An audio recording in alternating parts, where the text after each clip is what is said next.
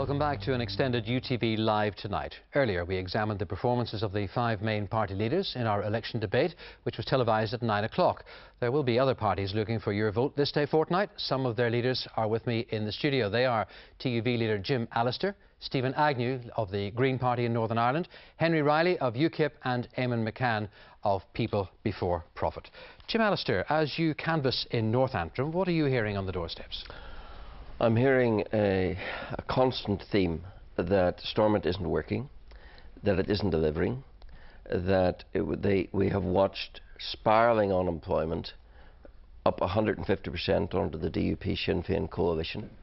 We have seen an underfunded health service, yet money squandered. We can find 400 million to pour down the drain of north-south bodies that are utterly useless, deliver nothing for anyone, but we can't open a cancer unit in Oatnagelvin. So I hear, sorry, if I might, we hear constant complaint of the ruination of education, and what we saw earlier tonight from the 5 executive parties is an offer of more of the same. And what people are saying to me in the doorstep is, we can't go on like this.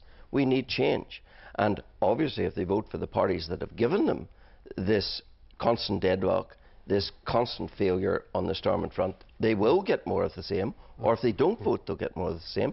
And therefore, the message that we have in TUV resonates well in terms of saying we are the catalyst for change. We say Stormont must change. We must get an opposition. We must get injected to it the other fundamental of democracy, the right to vote a party out. And unless until we do, then we'll go on with more of the same. And more of the same isn't good enough. It isn't working. Financial gravy train that has corrupted this process. And we have already clearly stated that we won't be part of that. You will be shouting loudly, I'm sure, Jim Allister. Oh, we've been making the rational case which needs to be made, because it is absolutely scandalous. It is now beyond belief that we live in a Western democracy and we are denied in our assembly the right to have an official opposition. But just as the voters on the 5th of May are denied the right to change their government. If there isn't an official opposition, one thing is for certain: if you are at Stormont, you will certainly make your voice heard, but it would be convenient to do that. Whether it's official or not, I can tell the people of Northern Ireland that if they elect TUV, there will be an opposition in Stormont. Whether those in the DUP coalition want it or not, there will be an opposition. And my oh my, we need an opposition. An opposition to expose the squander. Here we go. Here we go with gross underfunding in our health service, some of it politically motivated. And yet we can find 61 million to give to the GAA, 61 million to give to football when they only asked for 30, but we can't open the cancer unit. Here we go with the money down the drain of the north-south bodies. Here we go with no money for new factories, but 21 million to build the IRA shrine at the Maze. You know, those are the issues which need to be addressed if we're ever going to get our priorities right in terms of meeting the frontline needs on education, on health and on the economy. But the TUV isn't going to be the party in government that is going to be making the changes that have to be made to reduce costs by $4 billion. We will be holding to account those that are squandering hundreds of millions of pounds during the lifetime of the Assembly. And for the first time in Stormont, there will be a voice crying out against that and putting on the spot those who are squandering taxpayers' money in the ludicrous manner in which it has been squandered at present. Briefly, before we move on, what is your view of reducing the number of MLAs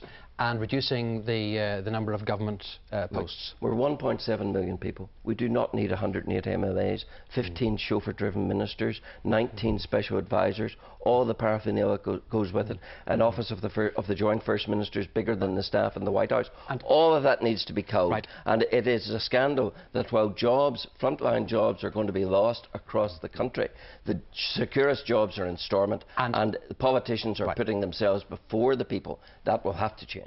Let's get it quite clear. We're electing a devolved assembly. We're electing it on the back of one that hasn't worked.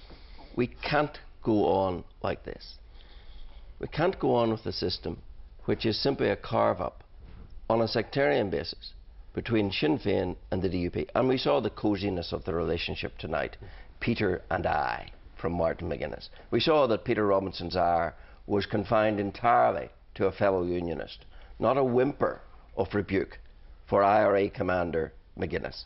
And yet this is the party that would have some voters believe that they're alarmed about their mate, their partner in government, McGuinness, becoming First Minister. You know, Yeah, the hypocrisy of that is quite extensive. But that's not what the people across Northern Ireland are looking for. They're looking for a system that delivers. They're looking for a system that can fix the economy, that can fix education after the ruination that Ruan has brought to it. What we had on offer from the other parties tonight in the earlier debate is more of the same. 4 more years of Katrina Ruan. That's what the DUP is offering us. So what will you do? Well, I am saying very simple. We should have an election to an assembly. Those who are elected with their mandates seek to agree what they can agree about education, about health, about the economy. Those that can agree a programme of government and command the necessary majority in the Assembly, whoever they might be, govern. Those who can't form the opposition. That is democracy. Why have we not got basic functioning democracy? Stephen. One reason and one reason only, because we have a system constructed to pander to IRA terrorism.